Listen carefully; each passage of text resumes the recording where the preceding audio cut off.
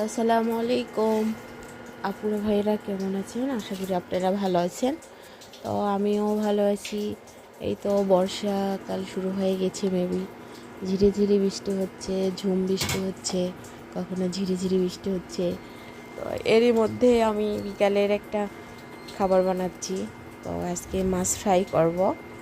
তো আপনারা দেখতে পাচ্ছেন মাছ ফ্রাই করতেছি। তো একটা মাছ সুন্দর করে আগে ধুয়ে নিলাম, ধুয়ে নেওয়ার পর সব কিছু উপকরণ দিয়ে সুন্দর করে মেখে নিলাম।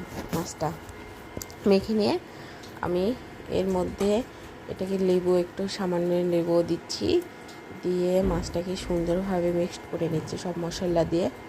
মিক্সড করার পর এটাকে আমি আধা ঘন্টা বা 1 ঘন্টা ফ্রিজে রেখে দিয়েছিলাম, যাতে মাছটা ভিতরে সুন্দর করে মশলা সব কিছু, লবণ সব কিছু মিক্সড যেন হয়। এরপর আধা ঘন্টা থেকে 40 মিনিটের পর আমি এটাকে ভেজে নেব। এখন আমি তো ফ্রাই প্যানে দিয়ে দিয়েছি। বন্ধুরা দেখতে পাচ্ছেন, আস্তে করে জালটা দিয়ে দিয়েছি, দিয়ে পর আমি মাছটা এখন ফ্রাই করব।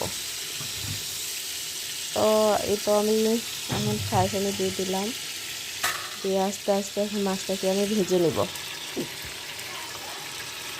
নিয়ে বেশি বেশি জাল দিয়ে যাবে না, বেশি জাল দিলে মাছটা বেশি পুড়ে যাবে। এই আস্তে দিয়ে একদম বারবিকিউর মতো মাছটাকে আমি ভেজে নেব। দেখেন বন্ধুরা কেমন হয়, খুব সহজে একদম চুলাতেই রান্না করা যায় মাছের ফ্রাই। তো আপনারা এইভাবে রান্না করে বিকেলে নাস্তা পরিবেশন করতে পারেন।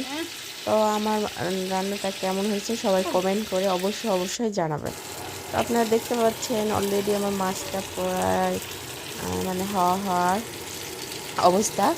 তো এখন দেখতে পাচ্ছেন আমার মাছটা প্রায় হয়ে গিয়েছে। তো এই তো আমি সুন্দর করে আমার মাছটা ফ্রাই করা হয়ে গেছে। এখন সুন্দর করে আমি পরিবেশন করেছেন, চারিদিকে লেবু চকচক করে কেটে দিয়ে আমি মাছটাকে রেডি করছি ভেজে। দেখতে কি লোভনীয় হয়েছে বন্ধুরা, দেখেন খেতেও খুবই সুস্বাদু হয়েছে। তো আশা করি আপনারা এইভাবে বিকেলে চটজলদি নাস্তা রেডি করতে পারেন।